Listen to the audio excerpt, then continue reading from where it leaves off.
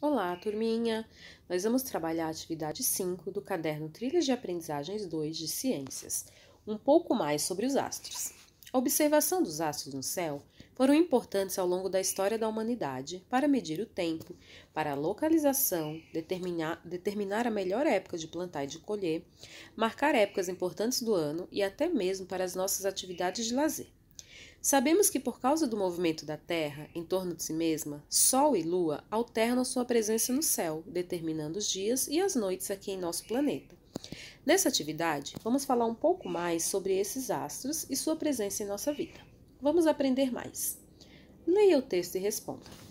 Mariana estava em sua casa assistindo TV num dia de calor. O sol brilhava no quintal. Um pouco antes do almoço, ela resolveu sair para brincar do lado de fora de sua casa.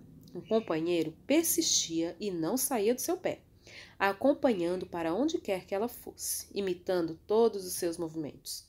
De repente, uma grande nuvem passa, encobre o sol por alguns instantes e seu imitador desaparece. Onde ele foi parar?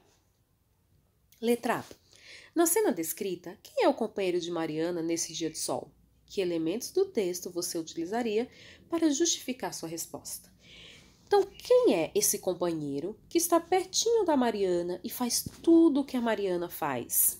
Lembrando que a Mariana estava num dia de sol. Então, vocês vão procurar algum elemento, alguma frase desse texto que nós lemos e vão justificar a resposta de vocês. Quem era o companheiro e como que vocês justificam isso? Letra B. Se Mariana tivesse saído para brincar próximo do horário de jantar, esse companheiro estaria lá? Por quê? Lembrando novamente que quando a Mariana saiu, tinha sol. Será que se ela saísse próximo do jantar, o sol estaria lá? Será que esse companheiro ia aparecer? Sim ou não? E por quê? Na praia, gostamos de brincar na areia. Mas como o sol é muito forte, o recomendável, além de usar o filtro solar, é brincarmos sob o guarda-sol. Observe as duas figuras, A e B. Então, as duas figuras são praticamente iguais, né? O que está mudando aqui é a posição do sol.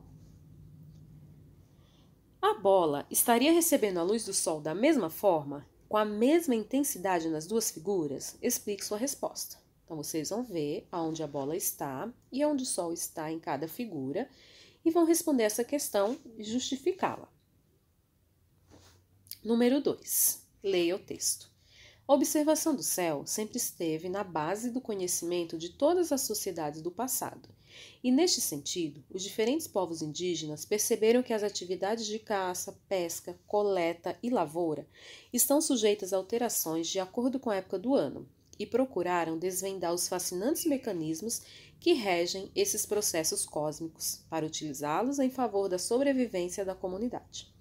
Nem todos os grupos indígenas, mesmo de uma única etnia, atribuem idêntico significado a um determinado fenômeno astronômico específico. As interpretações dependem de aspectos culturais, localização geográfica de cada grupo, como os que habitam o litoral e o interior ou diferentes partes do país. Esses conhecimentos, vindos da observação e interpretação dos fenômenos da natureza, são compartilhados por meio dos mitos. Um desses mitos relata que a onça, Chive em Guarani, sempre persegue os irmãos Sol e Lua.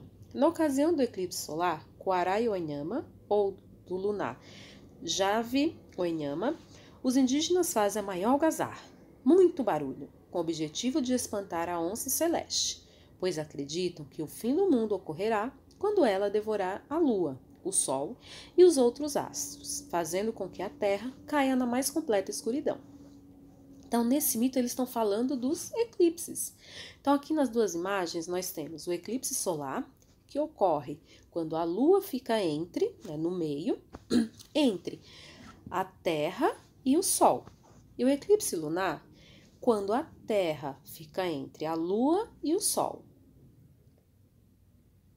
No céu, a cabeça da onça desse mito indígena é representada pela estrela vermelha Antares, da constelação zodiacal do Escorpião, e pela estrela Aldebaran, também vermelha, da constelação zodiacal do Touro.